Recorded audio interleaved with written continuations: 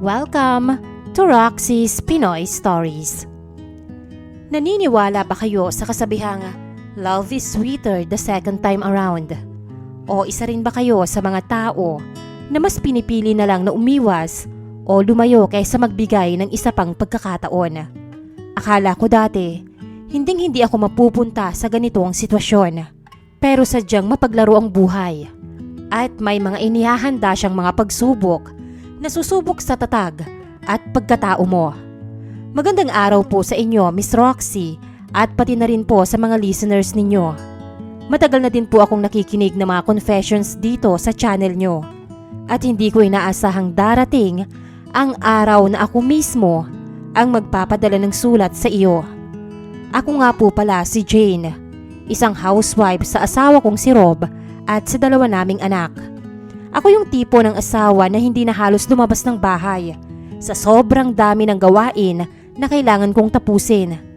Graduate naman po ako ng kursong eduk, pero mas pinili ko na lang na mag-asikaso ng mga anak at asawa ko dahil yun din ang hinihingi sa akin ni Rob mula nung ikinasal kami.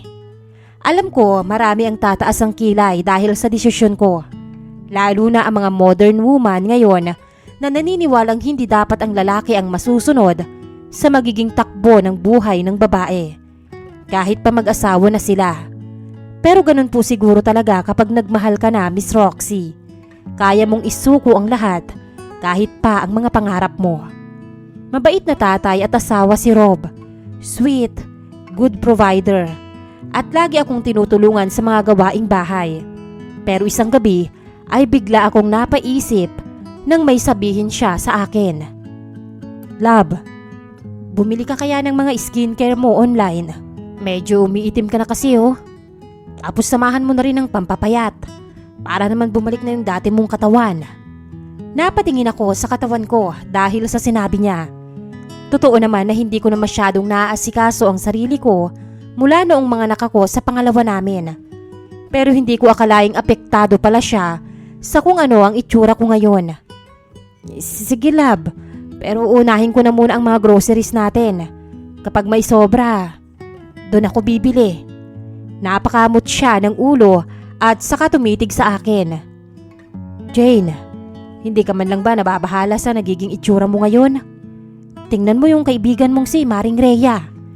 Magkasing edad lang kayo pero siya, napaka-sexy at blooming pa rin. Pero ikaw, kaagad na nag-init ang ulo ko sa sinabi niya. Hindi ko inakalang lalabas ang mga ganong salita sa bibig niya. Sige, subukan mong ituloy ang sasabihin mo. Hindi mo ba alam na nagiging losyang ako dahil sa pag-asikaso ko sa inyo ng mga bata? Igagaya mo ko kay Rhea, dalaga yun? Wala naman siyang anak. Nakakasama ka naman ng loob, Rob. Nagiinit ang mga mata ko at nagsimulang tumulo ang mga luha ko. Love, hindi naman yun ang ibig kong sabihin. Sorry na. Hindi ko sinasadyang ma-offend ka. Paliwanag niya. Ang insensitive mo naman, Rob. Di sana hindi mo ko inanakan. Sumbat ko habang nagpupunas ng luha. Sorry na nga. Halika, babawi na lang ako. Kinabig niya ako papalapit sa kanya at gaya ng dati, natalo na naman ako ng karupukan. Lahat ng tampo at sama ng loob ko ay nawawala kapag sinusuyo niya ako. Siguro nga talagang marupok ako, Miss Roxy. Pero sino ba ang babaeng hindi magiging marupok sa lalaking mahal nila? Lumipas din ang ilang araw na hindi niya na binabanggit ang tungkol doon. Pero hindi na mawala-wala sa isip ko ang mga sinabi niya. Sa ating mga babae, parang isang malaking kawalan talaga kapag hindi na naa-attract sa atin ang mga asawa natin. At lalo pa akong na-insecure nung minsang magkita kami ni Rhea sa isang grocery store. Uy, Mare! Ano ba naman yung cart mo? Puro noodles. Nakakataba kaya yan? Sita niya sa mga pinamili ko. Tumingin ako sa cart niya. Oatmeal, yogurt, at kung ano-ano pang healthy na pagkain. Puro ganon ang laman. Kasi nagbabudget ako eh. Alam mo namang hindi naman ganon kalaki ang kita ni Rob sa call center. Hindi ko maiwasang mahiya at mainggit. Sino ba namang ayaw kumain ng masustansya? Para sa sarili, di ba? Pero gaya nga ng sabi ko, hindi na ako pwedeng magbuhay dalaga. O heto, sa'yo na to. Yan ang almusalin mo sa tuwing umaga para man kahit papano, healthy at hindi nakakataba. Iniligay niya ang 1 kilo ng oatmeal sa cart ko pagkatapos niya yung bayaran. Hala, totoo ba? Naku, salamat Rhea. Gusto ko rin ito eh. Salamat Mare ha. Tuwang-tuwa akong umuwi sa bahay. Para akong bata na nabigyan ng candy ng kalaro niya. Kaagad kong niluto ang oatmeal at binigyan ko rin ang mga anak ko. Mula nung sitahin ng asawa ko ang itsura ko, tuwing hapon bago siya umuwi ay sinimulan ko ng mag-ayos at maglagay ng kahit lipstick man lang. Pero nung hapon na yon ay hindi lang siya ang mag-isang umuwi sa bahay namin. Hello Mare, nandyan ba yung inaanak ko? Nagpalipat-lipat ang tingin ko sa kanilang dalawa ni Rhea. Napansin ko ang mga titig ni Rob sa kanya, lalo na sa kanyang katawan. Pero pilit kong inalis yon sa isip ko.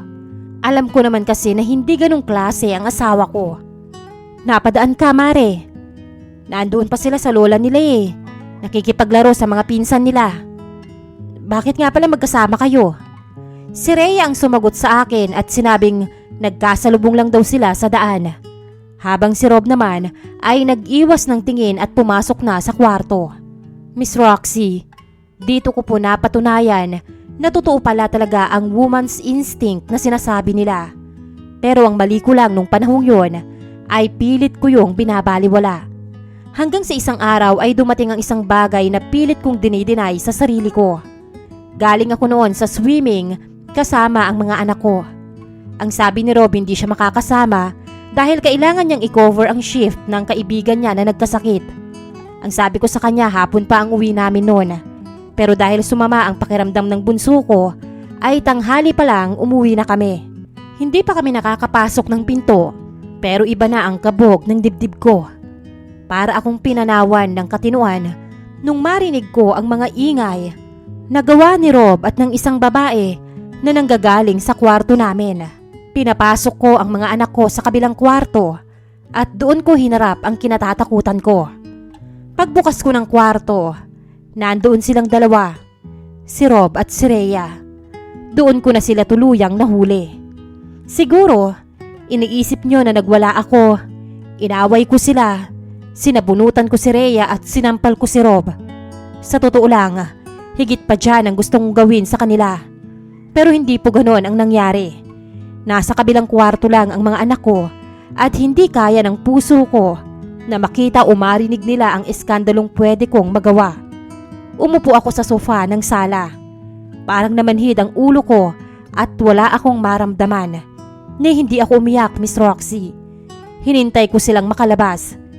Didiretso sana palabas ng bahay si Rhea, pero kaagad ko siyang tinawag at pinaupo sa harap ko. Pareho silang nakayuko. Hindi magawang tumingin sa akin, lalo na ng asawa ko. Kailan niyo pa ginagawa to? Isang tanong na sana ay hindi ko na lang ginawa. Dahil doon ay nalaman kong 2 buwan na pala nila akong niloloko. Kaya pala panay ang bigay sa amin ni Rhea ng mga pagkain at laruan sa mga inaanak niya. Kaya pala sa tuwing may lakad ang pamilya namin ay hindi sumasama si Rob at lagi siyang busy sa trabaho. Kaya pala kulang ang ibinibigay niyang sahod kahit hindi pa naman siya uma-absent. Ang hindi ko lang talaga maintindihan noon, paano niya nagagawang pasayahin ako gabi-gabi kung may kasama pala siyang iba kapag nakatalikod ako. Paano niya nagagawang umakto na parang masaya kami, na masaya ang buhay namin kahit minsan kinakapos kami sa mga pangangailangan. Pero niloloko niya pala kami ng mga anak niya. Nung araw din na yon, lumayas kami ng mga anak ko. Tinawagan ko ang mga magulang ko para sunduin kami. Panay ang pagmamakaawa ni Rob na wag namin siyang iwan. Pero hindi ko na po talaga kinaya. Ito lang naman ang unang beses na nahuli ko siya. Pero ang sakit pala talaga. Akala ko mababaliw ako ng tuluyan. 2 buwan ang nakalipas noon nang hindi ko nakikita ang sino man sa kanila. Hanggang sa isang araw, family day yon sa school ng mga anak ko. Laking gulat ko nang makita ko si Rhea na may kasamang isang lalaki at isang batang babae. Masaya silang sumasali sa mga activities. Parang hindi kinakaya ng utak ko ang mga nakikita ko. Bakit siya masayang nag-a-attend ng family day? Sino yung lalaking kasama niya? At bakit may kasama silang anak? Bakit kumpleto sila? Bakit ang anak ko ang walang kasamang ama kahit wala naman kaming ginagawang masama? Hindi ko po talaga maintindihan noon. Kami na itong kinawawa pero sila pa yung masaya. Sila pa yung hindi dinadalaw ng karma at parang nabubuhay pa ng payapa. Pagkatapos ng activity na ginagawa nila ay nilapitan ko siya. Kaagad na nanlaki ang mga mata niya at namutla ang mukha niya nang makita ko. Ang saya mo ah. Sino yan? Bago mong kinakabitan? Malakas ang boses ko kaya mabilis na napatingin sa amin ang mga tao sa paligid. Kasama na ron ang lalaki at ang bata. Jane, please. Wag naman dito ho. Pag-usapan naman natin sa labas. Wag dito, please. Tumawa ako na parang baliw dahil talagang nababaliw ako sa sobrang kapal ng mukha niya. Wag dito? Bakit? Nahihiya ka? Nung gumawa ka ng kababalaghan sa loob mismo ng pamamahay ko, nahiya ka ba? Hinarap ko yung lalaking kasama niya na unti-unti nang lumalayo sa kanya. Oo, tama ang narinig mo. Dahil 2 months ago, nahuli ko sa pamamahay ko ang babaeng ito. Ikaw, sabihin mo nga, kabit mo rin ba siya? Galit na ako noon. Pero bigla akong nagising sa realidad nung parehong umiyak ang mga anak namin dahil sa pag-iiskandalo ko. Rhea, pasensya ka na. Pero hindi ko kayang madawit sa kung anumang gulo ang pinasok mo.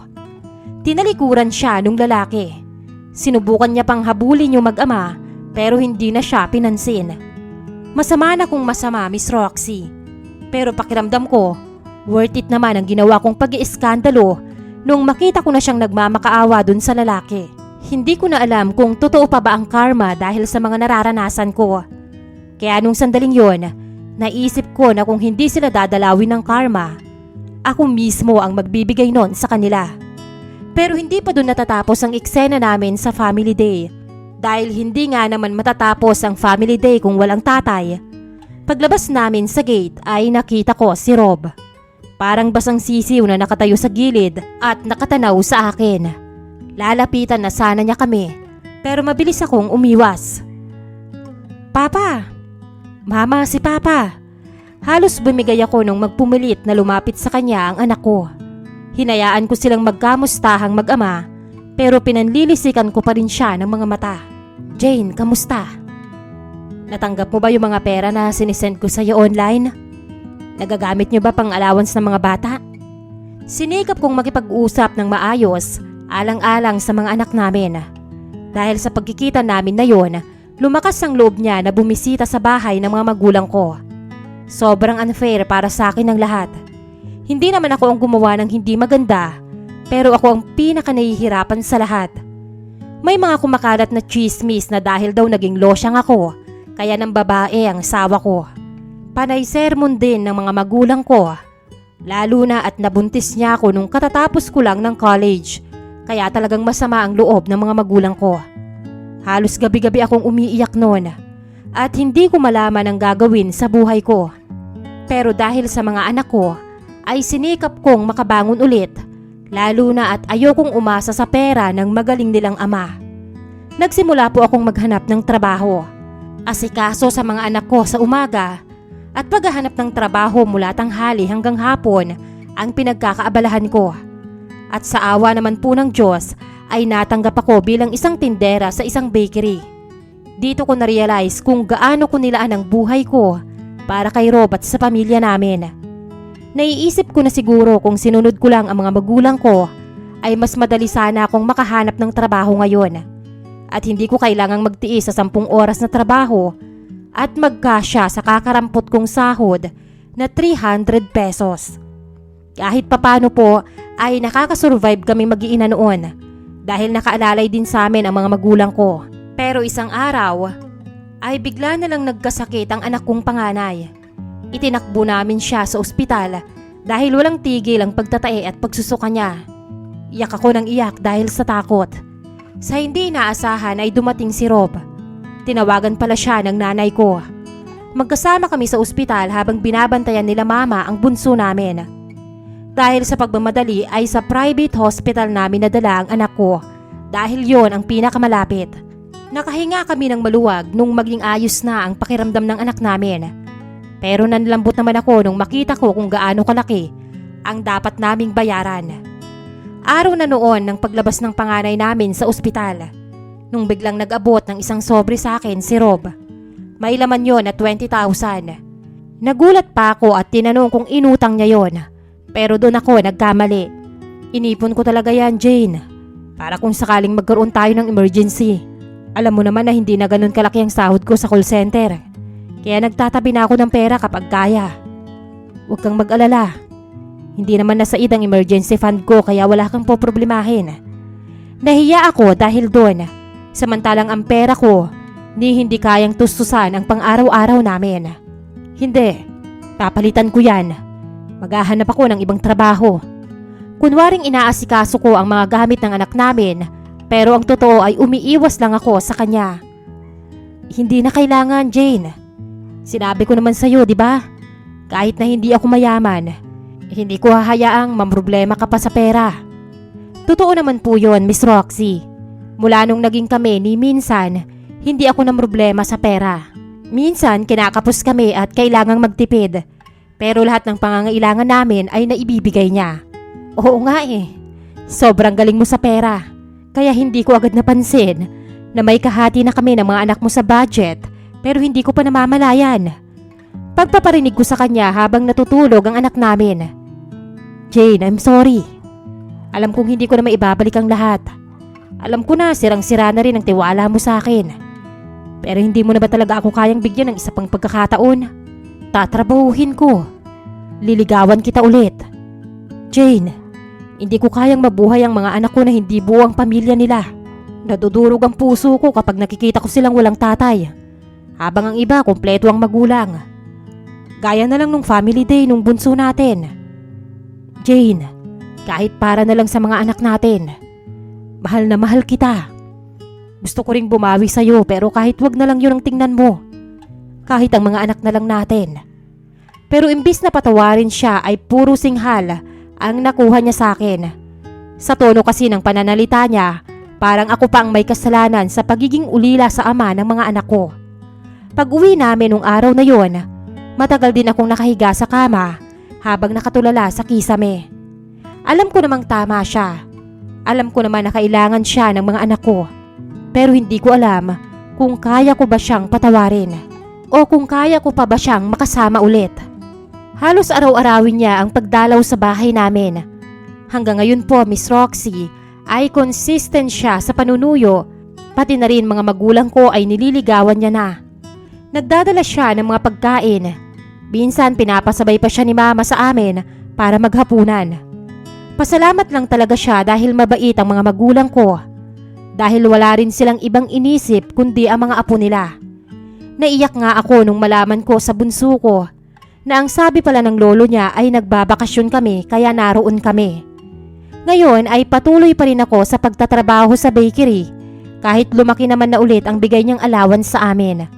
Balita ko ay itinakbil daw si Rhea ng mga magulang niya nung malaman nila ang ginawa niya sa pamilya ko.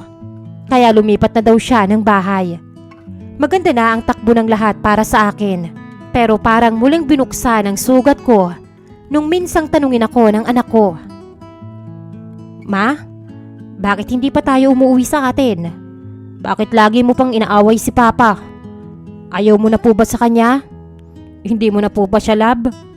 Natahimik ako sa mga tanong niya. Madalas ay tahimik lang ang mga anak ko.